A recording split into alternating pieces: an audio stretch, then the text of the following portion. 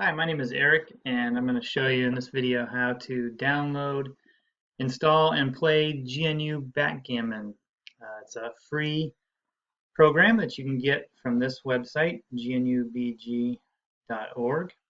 As I mentioned here in the introduction, it's a world-class backgammon application, and I'll show in a second video how you can use GNU Backgammon to analyze your game and show you where you're making mistakes and how big the mistakes are.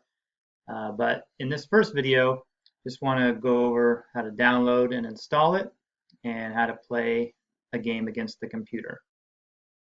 So as also mentioned here, GNU Backgammon is available for several operating systems, for Microsoft Windows, for several versions of Mac, and even some Linux software versions also. But we're going to do this for Microsoft Windows. And the easiest way is to just stay on this home page, and this first news article shows you that the release for Microsoft Windows, you can just download the setup program here. If this changes for some reason, you can go to the download section, and there's a little more detail with different versions. But just go ahead and click the download setup program and save that to your computer. It'll take about 1 or 2 minutes, depending on your connection. It's about 40 megabytes. And so I've already done that, so I'm going to skip that part. And I've got that ready to go here. So once you've downloaded the file, go ahead and install it, run.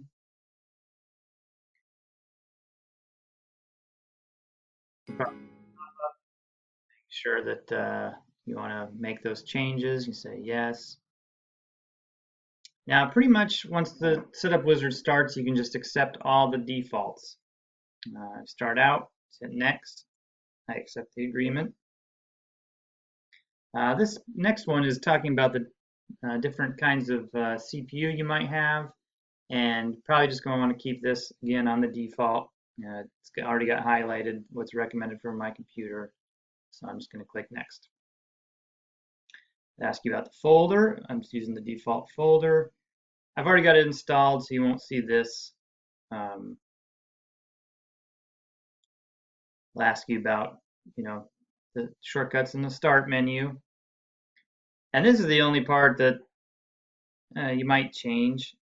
It'll initially have both of these checkboxes checked for desktop icons. The CLI stands for a command line interface. Most people are probably not going to use the command line interface, the other option being the graphical interface. So you're probably going to use the graphical. So I leave this one checked, create a desktop icon for the graphical, and uncheck the command line interface. So after that, it'll give you a summary, and you can click install to install it. I've already done that, so I'm going to skip that, but it'll take a couple minutes. You'll see it extracting the files. You'll see a big command window log with white text with the black background. And when it's done, you'll get a screen saying finished, and you can click the finish button and it will launch the program. So let's go ahead and I'm going to launch the program here.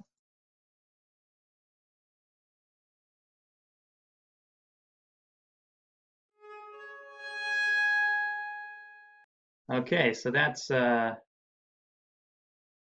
sound you heard. It was a sound that happens when it launches and does some analysis, kind of standard GNU sound. And let me show you some of the parts of this window here. You may want to adjust this a little bit. It comes up differently, but you can change this slider here. You got the play area on the left, and over on the right is the notation log. It's going to, track every one of your moves with standard backgammon notation, and I'll talk a little bit about that too. Down here, it shows the players, and it shows your score in the match or in unlimited games, and it also shows the pip count. So let's go ahead and start a new game. When I start a new game, there's some shortcuts here for starting different length matches or money games. But down here is where the player settings are, and you can see you can either do GNU Backgammon versus human or human versus human. And if you keep on current player settings, it'll just do whatever you did last time. So we're going to do GNU Backgammon versus human. These checkboxes for manual dice and tutor mode. Manual dice would be if you're transcribing a game and you want to type in the dice that people have, and or if you just want to roll your own dice. The tutor mode is something that we'll leave on for now, but you can easily turn off. And it's kind of nice though for learning. It'll give you a pop-up every time it thinks that you're making a bad move. So we'll leave that on for now. Click OK. And it starts the match. So I had a new 7-point match has been started. It starts a standard way with rolling 1 die for each player. GNU BG rolled 1 and Eric rolled 6. So I get to go first. To move the checkers, just click on a stack of checkers or checker, and it'll move the big dice, the bigger number die first, and then click another one, it'll move the smaller number die. You can undo up here. Your move is not final till you click the dice, so you can undo. You can also drag the checkers. That's especially useful if you want to move the small one first. You want to do it with the small one, but you don't know the big one yet. So you can click the checkers or drag them. When you're done with your move, just click on the dice. Then GNU moves pretty quickly. And you can see it's keeping a log over here on the right side. I had the first move 6-1, and I moved 13-7, 8-7. So if you're not familiar with that backgammon notation, the points on the board are numbered from 24 being the furthest point away from your home board where your 2 backmen start. So then they go from 24. See, as you get closer to your home board, they're going down. Over on your own side, we're going 12, and then in your home board, 6, 5, 4, 3, 2, 1. So the numbering is always, relative to your own board, 24 being the furthest away. So with my 6-1, I moved from the 6 with 13 to 7, which you can see here, 13, and the 1 with 8-7.